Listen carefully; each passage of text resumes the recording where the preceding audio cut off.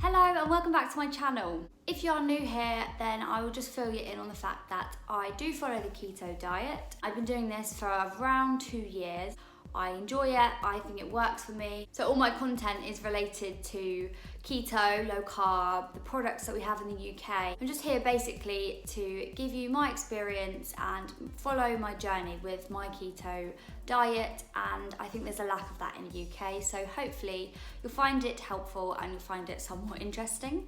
If you haven't guessed by the title, obviously today's video is about deliciously guilt-free cakes. I was lucky enough to try 5 of these flavours. I was gifted them very, very kindly, so thank you to Deliciously Guilt Free.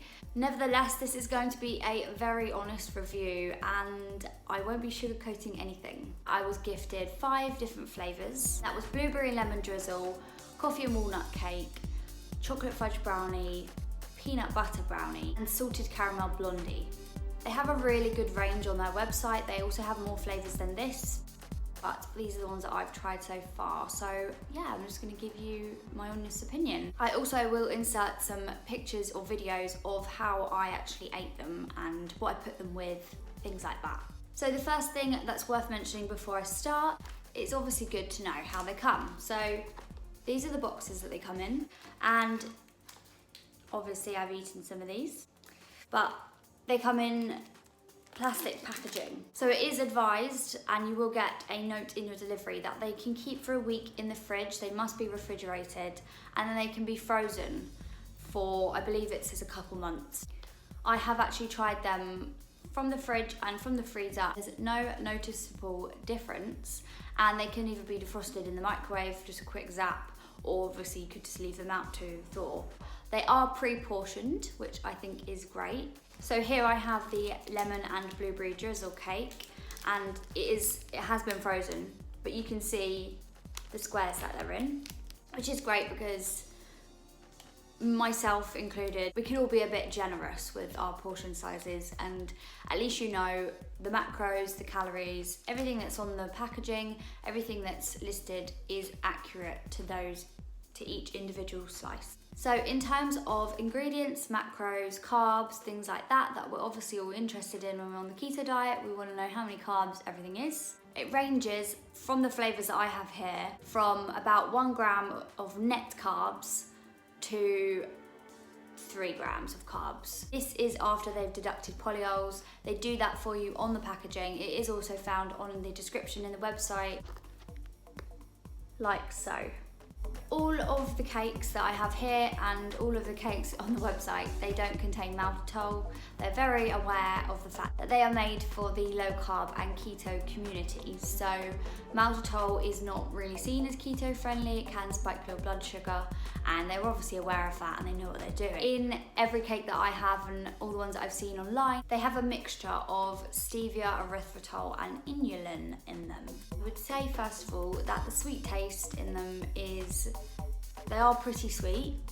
I like that personally, but I can tell you now these have lots of flavour. If I could list them in my favourite to my least favourite, I would say my absolute favourite was the chocolate fudge brownie. That chocolate fudge brownie has such a deep, dark chocolate taste to it.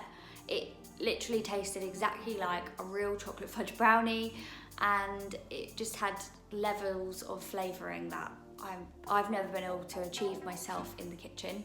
It's frozen still slightly. It's so good, honestly.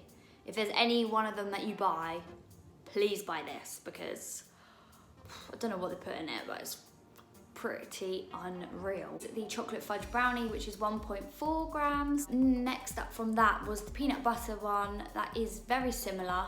I did find that when I heated up the peanut butter brownie, it didn't taste that strongly of peanut butter, but when it was cold, it definitely did, and you could really taste the peanut butter. You can see it has the peanut butter swirls. If you have a look at their Instagram, they do lovely videos of when they're made and how they get all the lovely patterns and the colours through it. It's really nice to see. Smells divine. Tastes really good. So it's a nice thick chunky brownie, isn't it? Mine usually come out quite flat. On the higher end, probably because of the peanut butter, is the peanut butter brownie, and it's 2.95 grams of net carbs.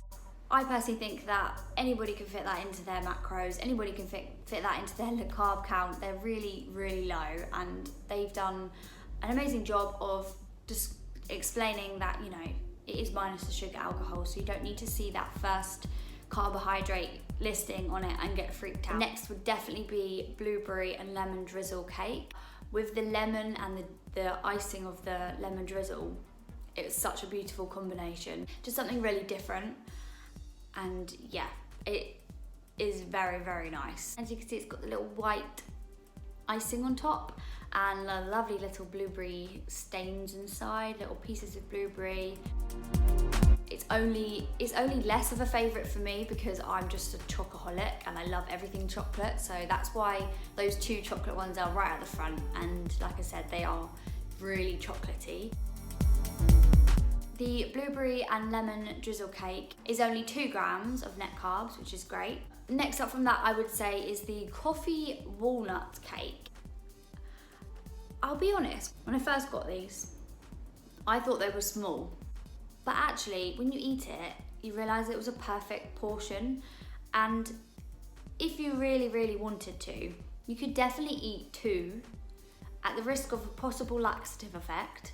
But you could definitely eat 2 and they're still really low calorie and really low carb. Most of them calorie wise are honestly in the 100 to 200 mark, and for a pudding I really don't think that's a lot. Actual walnut pieces I found so far, I mean, slight little chunks. And yeah, it has that icing on top, which is very, very sugary sweet. But it has a very strong coffee flavour, and I found that with most of these cakes, pairing it with some sort of cream or whatever your choice is, but some version of cream or a yogurt, something to go with it, really help take the sweetness off the edge, because it can be a little bit overpowering. But I think personally it's better for it to be too sweet, and then you can, like I said, add these other things in rather than it be bland or not sweet at all. Coffee and walnut cake is the lowest carb, coming in at 1.05 grams of net carbs once you deduct the sugar alcohols. And lastly, sadly, I will say that the salted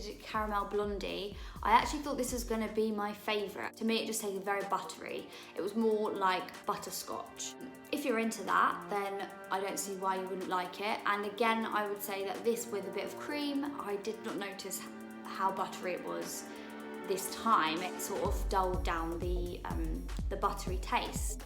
Yeah, the salted caramel blondie, it's 1.1 grams of net carbs after you deduct the sugar alcohols. It's just very simple. Like I said, it's buttery.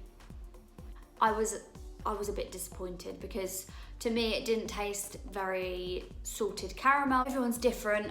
This is just my personal preference, and yeah, like I said, I'm just being honest. I'm not gonna lie and pretend that everything I ate was amazing. It was. Like, it was great, and I wouldn't be making a review video unless I thought this was worth mentioning and worth letting everyone know in the UK that this is a great option to have. We don't all have the time to be baking keto treats. I love to bake keto treats, but I haven't baked any in, I don't even know. It is time consuming, and yeah, there's so many people that want to do the keto diet, but making all these different things is what sets them back. So if we can have options like this, then I think they're great.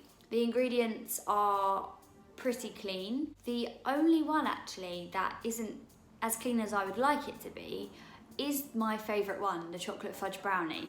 But I think it's worth it. I'm not eating that every day. It does contain soya, and it does contain sunflower lecithin, which is basically coming from sunflower oil in a different form. So there we have it. Hopefully you have enjoyed the video, and hopefully I've given you some good options there. And for the price of a box of 8, ranges between £9 to £12 per box. You can get a selection box, you can get a mixture in there. Their delivery is usually £4.50, I believe. But if you spend over £35, which is easily done, like I said, these can be frozen up to 2 months, then you get free delivery anyway. I think that's a great deal and it really will save you time. One thing I forgot to mention is that I am currently on an 8-week shred.